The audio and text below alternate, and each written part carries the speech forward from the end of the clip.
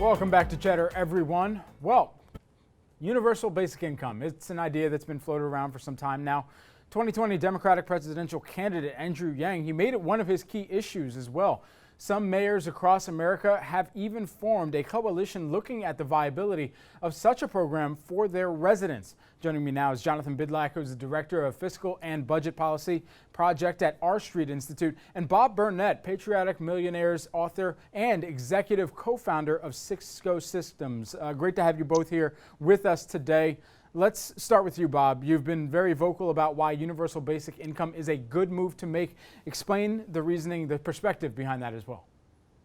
Well, I think there's two basic notions. One is because of the stress of the pandemic, we really appreciate how much we need our emergency service providers, and it's really become underwritten how important it is to pay them, decently. The second is, of course, we and many groups like ours have been pushing for, measures to promote income equality for quite a while. We've been behind the living wage measure. So it's the concatenation of these two efforts. And Jonathan, I just want to set the stage as well from the position that you're coming at this from. Yeah, I think it's an interesting idea, and I think it's worth trying. I'm perhaps maybe, I don't know if skeptical is the right word, but it's unclear. It's sort of untested, and the data on places where it has been tested is mixed as far as what the impact is on improving people's lives. So it's a worthwhile experiment. I think it's great that localities are trying this. Whether or not it's going to solve a lot of the problems that I think some of its supporters think it might is a little more mixed. Okay, so let's dive into some of those cases then. It's worth noting this was a big topic of interest even before the coronavirus pandemic. As we mentioned, Andrew Yang, he had been very vocal about this very issue. Finland, they tried to make universal basic income work. It failed after 2 years. What lessons, though, can cities and other countries learn from this experiment, Jonathan? And, what is perhaps a city like Stockton, California, getting right about this? Well, the idea behind it is that, you're going to end up having people sort of have better health outcomes, I think. And actually the case in Finland was somewhat positive on that front, but it didn't really increase people's unemployment. And so, that's, I think, a big problem. I think the other thing is that the hope is that this is a better way of sort of providing a social safety net than the way that we have now, which is sort of a fragmented, disjointed set of programs. And so maybe this is a way that may even actually be more cost effective if it were replacing some of those pre-existing programs. It's again, I think some of it is in the implementation. It's a question of whether or not it's going to actually take the place of programs versus be something in addition. It's like I said, the evidence is mixed. And Bob, let's talk about the implementation a little bit, because if we were to do this state by state or city by city basis, is that correct to go about it that way, or is this something that the federal government needs to take under their own mandate? I believe that the best way is to go about promoting it on a city-by-city basis and learn from that experience. That's what we're doing in California. Jack Dorsey has sponsored an initiative in Oakland. We've got the initiative that we've talked about in Stockton. And I think, there'll be regional differences, and we'll learn from that experience. And so I think it'll be quite a while before it'll percolate up to the national level. And in this, it follows our experience with promoting, the living wage, which started in key cities. And so since you mentioned Jack Dorsey, of course, of Twitter and Square, these are also the companies, we should mention, that moved into these neighborhoods. They essentially priced everybody out of them. They're also the ones behind the technology that's automating the way some jobs work. And so do they have a responsibility to also pioneer this forward? I don't know if I necessarily say it. I'm not sure he has. Let me go to you first, Bob, since you brought this up, and then I'll come back to you, Jonathan. Well, yeah, and I'm a technologist, right? So, I'm the right guy to talk about this. Yeah, I think definitely they have a responsibility to do this.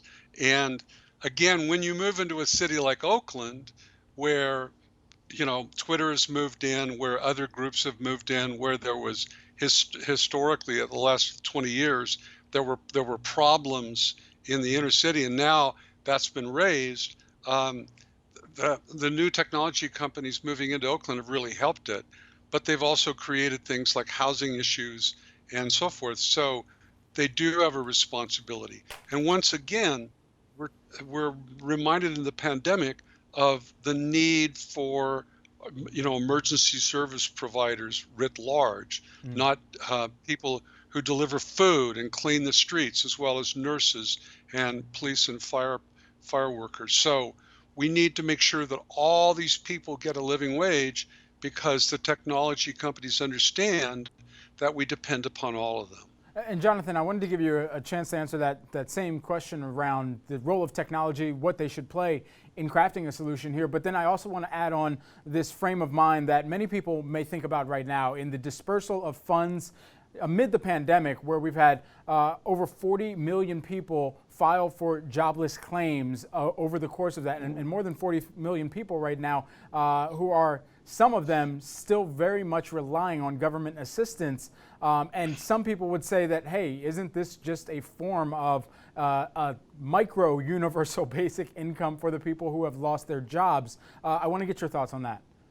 Right. So, I mean, as far as responsibility is concerned, I mean, I don't know that technologists necessarily have a responsibility. Although I will say that I think it's great that they're thinking about their communities and that they're trying things like this. I mean, this country was founded on the notion of 50 laboratories of democracy, and that that principle, I guess, extends down to localities as well. And so these are the kinds of experiments that I think we should be thinking about. As far as the cost, I mean, I would say, I think a lot of people make a connection between, say, cash payments that we've seen recently, is the stimulus checks, and universal basic income. It is a little bit different. The cash payments that we're seeing are very much a short-term measure provided as relief to get us through the sort of crisis that we're dealing with right now. Whereas ultimately, for UBI to be effective in the long term, it would have to be something that is permanent and that people know they can rely on. So the way that people would respond to those payments would be different than the way that they're responding now. So there's a similarity perhaps in terms of how these benefits are being bestowed, but I think the fundamental underlying principles are very different between providing aid in the short term and providing a reliable source of income. So I don't necessarily see them as quite that connected. Okay, and so since both of you have put a lot of thought on this, I kind of want to close with this thought, and I'll start with you, Jonathan, since we just left off there. What's the number? What exactly would the calculation look like? How would we get down to a figure that everybody should be getting a universal basic income based off of? What's the formula? I mean, I think it comes down to being able to have data that measurably shows that we're creating better outcomes that are essentially a good return on our investment. So that's perhaps a little bit above my pay grade as far as exactly where that line gets drawn. But I think the ideal is that you want to see that people's lives are improving on a number of different areas, right? We talked about health, their health area, but also just like their sort of overall employment and general contentment with life. And so if there are clear metrics that are laid out and policymakers feel that those metrics are being improved, then I think it's something worth considering further. But I think it's very important that we have these sort of these metrics laid out up front, and we're very clear about what those expectations should be. And Bob, just want to get your final thoughts on this too, and with the added kind of caveat of tax system, right? Because it's assumed that this would come out of a budget somewhere, but all of this in the U.S., it comes back to how local jurisdictions tax their citizens, their residents. Yeah, 3 points. The first point is that, of course, technology companies have a responsibility to the community because they weren't dropped out of the sky. I was able to be a founder of Cisco because I benefited from a public education system, because I benefited from a community that had good health care and good housing. So we need to make sure that all the communities that we're involved in as a technologist have the similar benefits. That's point one. Point two is, of course, the factors that determine how much we're going to provide in any community on a universal basic income are going to vary by community. For example, housing, the price of housing widely varies throughout this country. And the third thing is, of course, it will cost more in taxes. I expect to pay more in taxes.